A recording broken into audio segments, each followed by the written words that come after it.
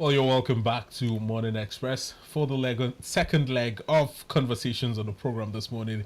Our studio is being graced by engineer Gbenga Odubayo, who is an ICT and renewable energy surveillance professional, managing director, Microchips Systems Limited, also a member of the Tinubu support group, political analyst, and public affairs commentator.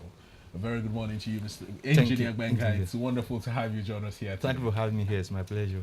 Well, first things first, conversations are already on the way concerning preparations ahead of the 2027 general elections. We are already seeing opposition political parties having talks of forming a coalition. Now, the major bottleneck they are having is as to what political party to use, either existing political party or creating a new political party. Now, creating that new political party, they are accusing INEC of frustrating their efforts. You are a member of the Tinubu support group. From your perspective, is the APC or should the APC be afraid of these coalitions ahead of 2027? Well, thank you very much. Number one, I want to say I'm not in the APC support group. I just have kind of interest in the government of APC, their policy. They are very progressive, but I'm not a registered member of the group. Okay. You see, we have been looking for a vibrant opposition to put APC on their toe, to give them a run for their money. And PDP could not do it, even during the time of Buhari regime, they could not do it. And Labour Party came in with the, obedient movement, but after the election, they fizzled out. So if these parties are now coming together to form a coalition or a new party, and they are ready to play the role of opposition, it's a welcome development. Because when there's no a vibrant opposition, the ruling parties tend to go to sleep. They just feel they can do whatever they like. They are just there. They can even say, look, we are sure of winning our election in the next election. But when they have a vibrant opposition that put them on their toes and they're really telling the public, the voters, say, look, we have a better policy, we have a better program than this, it will make them to sit up. So I welcome the coalition. But one thing is that coalition have not been able to unseat a ruling government in Nigeria. You think so? Yes, because if you look at coalition is coming together of the elites. But the APC did that in 2015. That's a merger, not a coalition. Because please break down the difference. Because most people interchange merger and coalition in so many instances. And from all indications, the APC was formed specifically in 2014, ahead of 2015, to remove the then administration of Dr. Goodluck Ebele Jonathan. That was a PDP administration. Yes. Thank you very much. APC was formed by about 3 or 4 political parties. Yeah. ACN, part of ABGA, New PDP, yes, and CPC. These parties were existing on their own.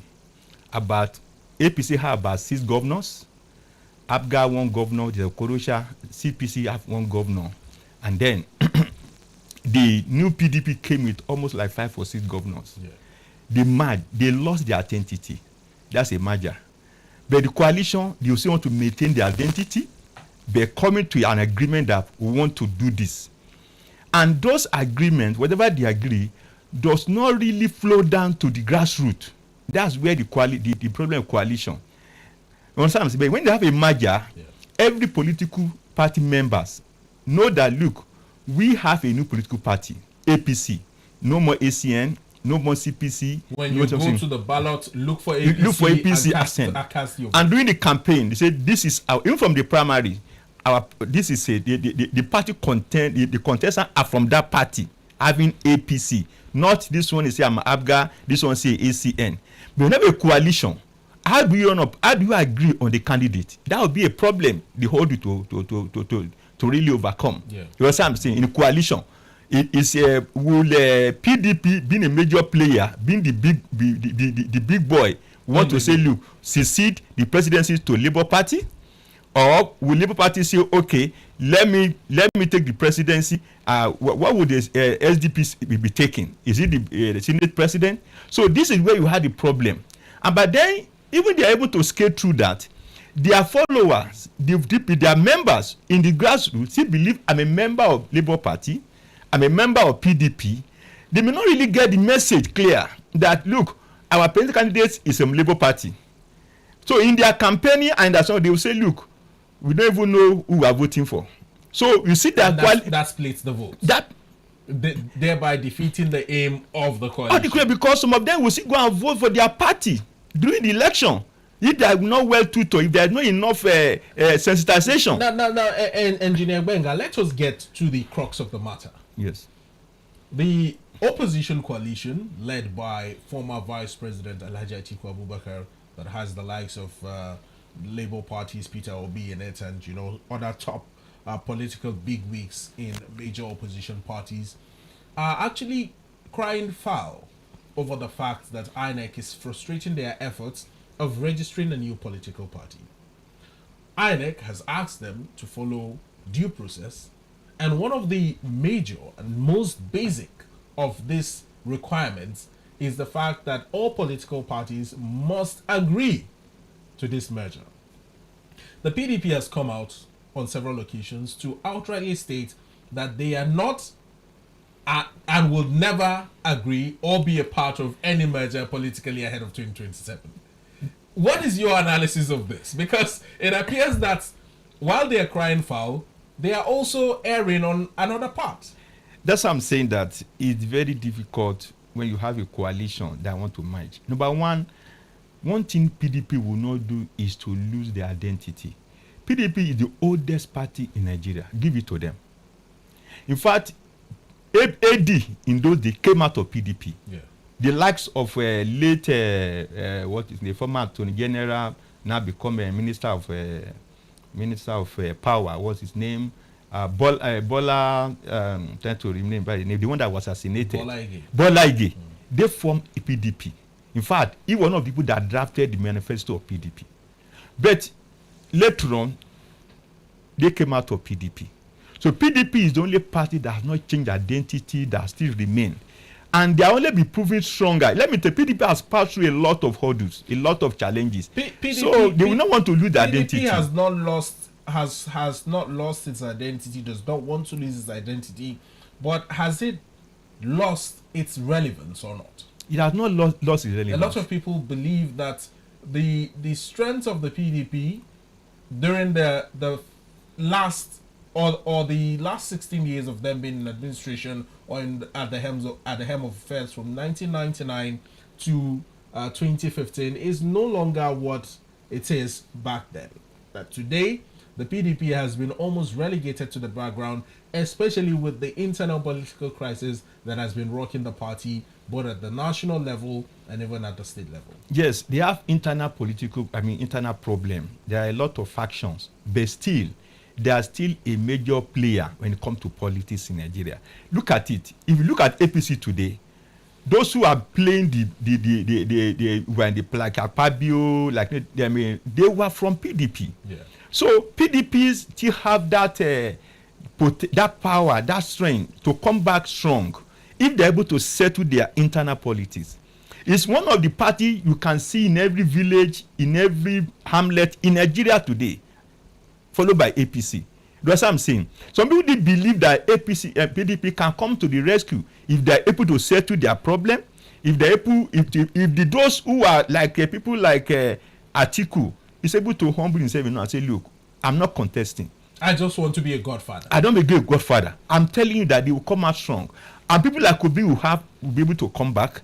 And Kwakaso, if they're able to convince him, they're from PDP. He was a minister, he was a governor under PDP. He'll be able to come back to the party. Yeah. You know what I'm saying? People like Wike, if they're able to get that area settled, they're still a major player. So I'm telling you, they have everything what it takes. People have argued that the reason why the PDP is in this array at this moment is because there are too many top political bigwigs in the party who want to be at the helm of affairs politically in the country. The likes of former Vice President Alhaji Atiku Abubakar, there have been undertone talks of the FCT Minister Barrister Nyesom Wike, possibly, maybe not now, maybe not even, not in the 2027 general elections, maybe in 2031, of possibly wanting to vie for presidency. And alongside many other individuals, Peter Obi left the PDP, joined the Labour Party, is trying to become president. Kwankwaso is in the NNPP, trying to prove that even with such a political party, he can be president. That is the major problem of the opposition party, or opposition parties. You know, the problem that PDP has is just because of Atiku's problem, the over-domineering. You know, he believes he has all it takes to get what he wanted. And some people are saying, no, we own this party together. I mean, like, look at the last election. When they are already contesting, I mean, instead of, they already zoned the presidential to the north and to the south by principle. But it came to a time, some people were saying, no, let's throw it open. That way they got it wrong. Okay, they threw it open. Wike was in the race. And when they were already in the convention, Atiku was able to get Tambuwa to his side. He already made a comment, I mean, made this presentation and every other thing. Going back to now say, look, I give my vote to this. That is what caused PDP that election. And that is what aggrieved, and is still aggrieving. And it's still aggrieving. So people can believe because you have all the resources, you can't lord over it. Because let me tell you something. When PDP was in chaos during the when Atiku died, they come to APC, and they have this man from the Maiduguri and Borno State. I'm trying to remember his name, Adia Shiama, and they are in PDP. Wike funded the party. He carried the party on his shoulder. And they're able to weather that storm and stabilize on countless occasions. He has even cited that certain governors, certain PDP governors in the country were bankrolled by him to become governors. So people like that feel that, look, we own this party together. As you have a voice, you can't just push me aside. So these are the problem that Atiku is creating there. But if Atiku at this time can say, look, let me be the godfather, everybody come together, let's present a candidate from the south that is marketable, acceptable, that had a spread. You know, let me tell you, that's one thing for the party to have the structure and spread. Another thing for the candidate to have the acceptance and spread all over the country. And that will give Bola Tinubu that edge. I want my APC that has the spread and everything. Bola Tinubu has been working for this for about 30 years. He has networks all over Nigeria. He has raised up a lot of leaders, even beyond the southwest where he came from, in the north, in the everywhere.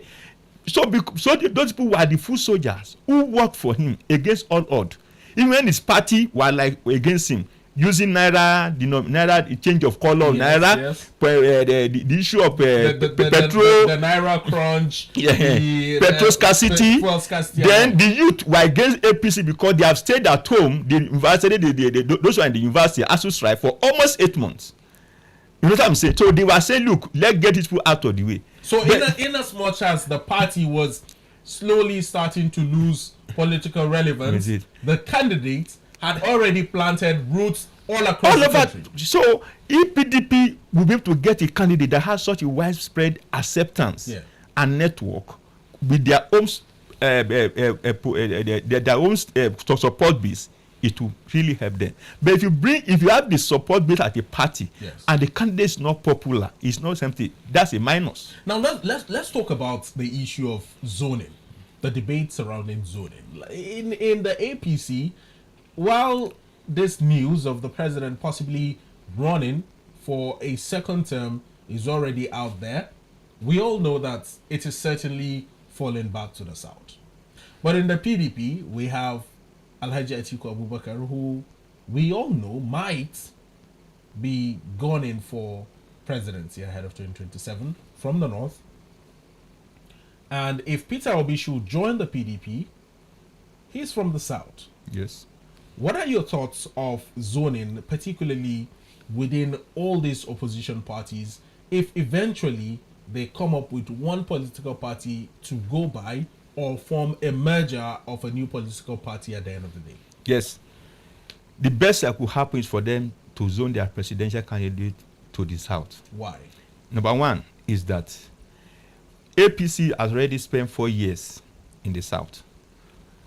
I mean, about to complete 4 years. To complete 4 years. And APC had done 8 years. 8 years in the north. In the north. So I mean, the APC cannot go to the north. It's already in the south. And Bola Tinubu is already there. Even though he has not come out, the party has said, look, there's no other candidate contesting with him. You go for your second term. So any party that be coming up now as a major or whatever, you have a candidate in the south. Because the north is waiting that the next 4 years, by 2031, is coming back to the north. So they want to allow that remaining 4 years to go to the... whether the incumbent comes back or the opposition wins, it's still in the south. It's still in the south. So the north want to say, look, let's wait.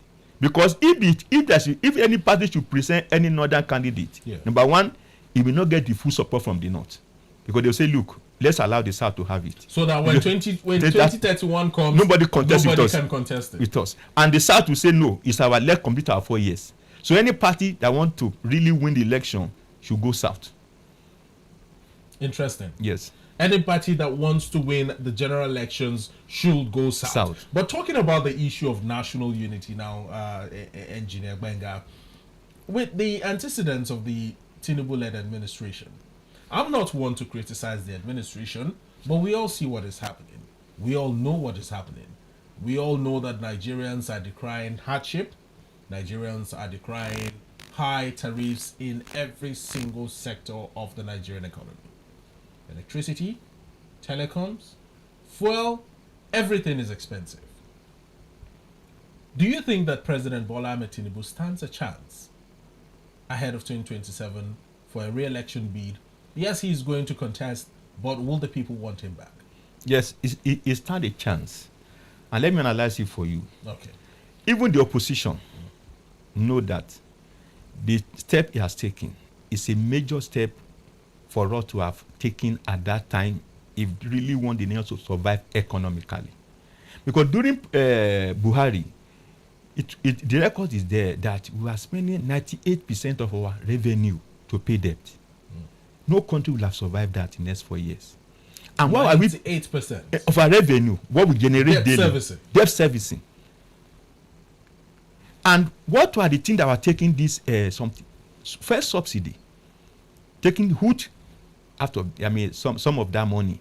Then why are you subsidizing the fuel that goes across the border and is not benefiting us?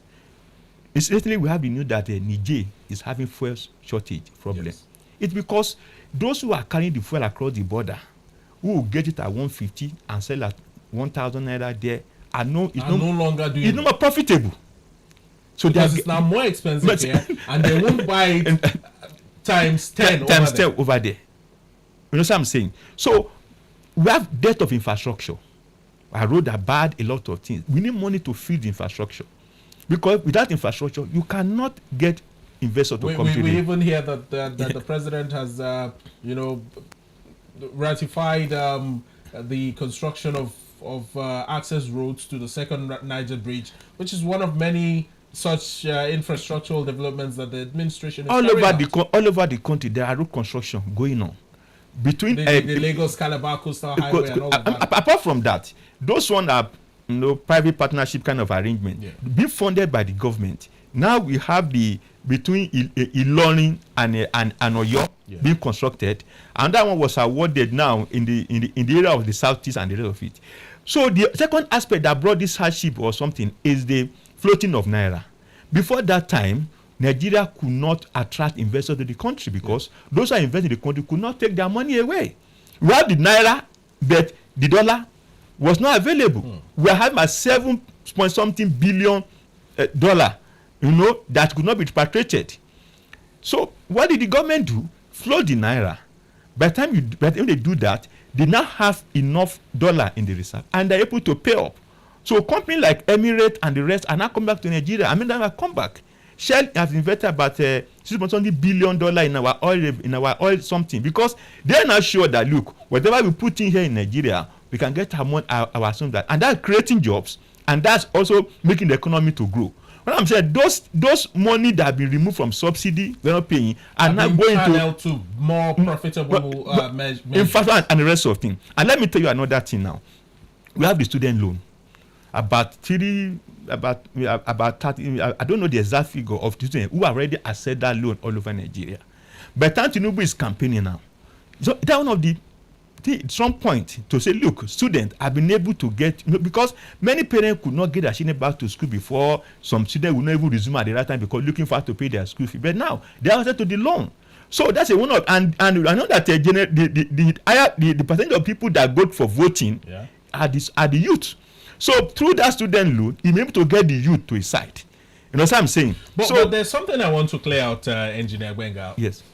We have seen recently on social media most individuals from the northern part of the country decrying the state of the nation and citing that come 2027 they are going to pay back President Bola Ahmed Tinubu with the coin that he has paid them with, in terms of not paying attention to infrastructural development in the north, rather focusing more on the southern part of the country.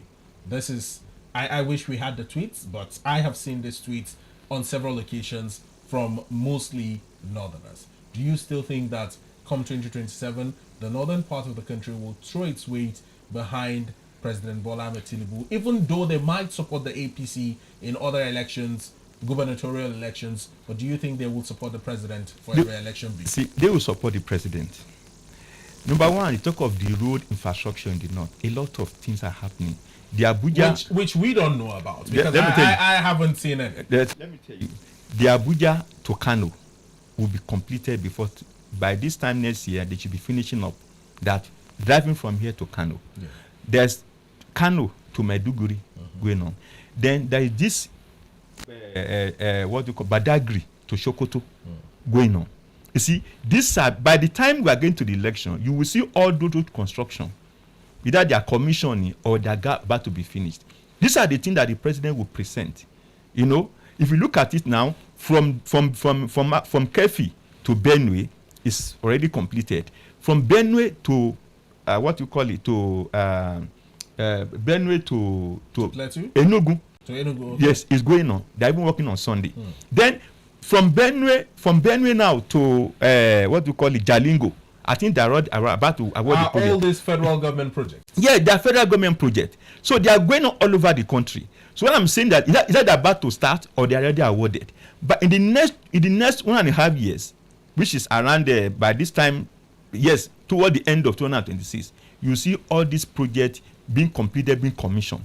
You will see that all these, I mean, all those things, they will change their perception of the government.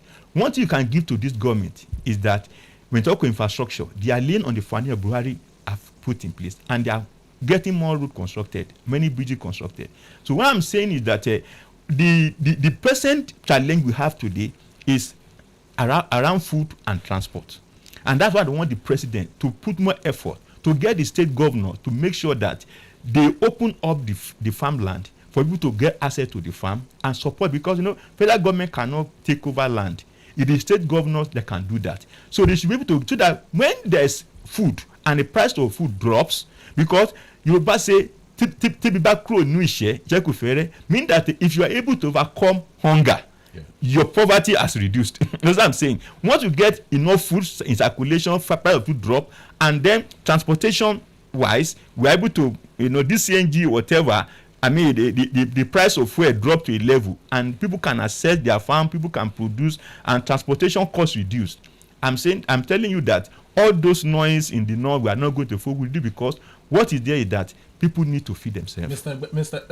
Engineer Gbenga, yes. This talks of food, feeding people, and all of that brings us back to the recent happening that took place in Yola, Adamawa State. Now we might digress a little bit, but the president's son, Sheyi Tinubu, had gone on this campaign of breaking iftar with certain individuals across the northern part of the country. A move that has been heavily criticized by certain individuals, citing that instead of doing good, it is rather doing more harm and also making his father unpopular with the northern part of the country. Now, he was seen in a video quite making some statements about certain individuals, possibly the opposition parties, coming for him, for his father, for the administration of President Bola Ahmed Tinubu. People were not quite impressed with what he was doing in that video. Do you think that maybe such moves by the president's son, alongside other people surrounding the president, could be making the president unpopular? No, you see, what the president's son is doing, he just try to get the youth to his side. But they are arguing that Yes. the president's son is bringing rice and beans to people in the north, while the president is apportioning most of the infrastructural development to the south. That is the major argument.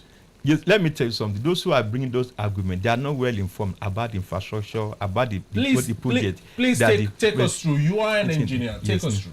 Though, you see, let me tell you something. If you look at the program of government today, Okay. in the area of power, Yeah. they try to get power to the north by way of renewable energy and the rest of it. That talk is going on. You know what I'm saying? Renewable energy and that talk is going on. Rural electrification had just gotten about some millions of dollars, say, as a loan from some organization, and it was the power. The minister of power said it yesterday. Yeah. Something. You see, they are making inroad into the rural area to electrify them in the north. And also, like I said before, if the president can get the governors of the north to cooperate with him to make sure that, like insecurity, the president have done a lot. Many of the commanders of these bandits have been killed. Sububu have been killed. Buhari Ndaji has been killed. Tutu Bello is on the run. I mean, I'm saying that in the area of insecurity in the northwest and the northeast and north central, there's a lot of progress. Farmers are going back to their farm.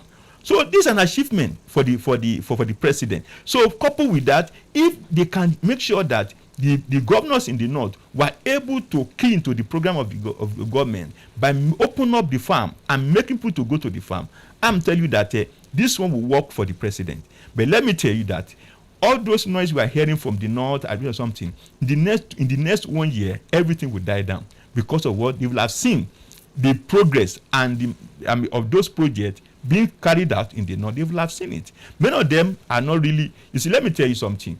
Talk is cheap. People on social media can say, okay, this is happening.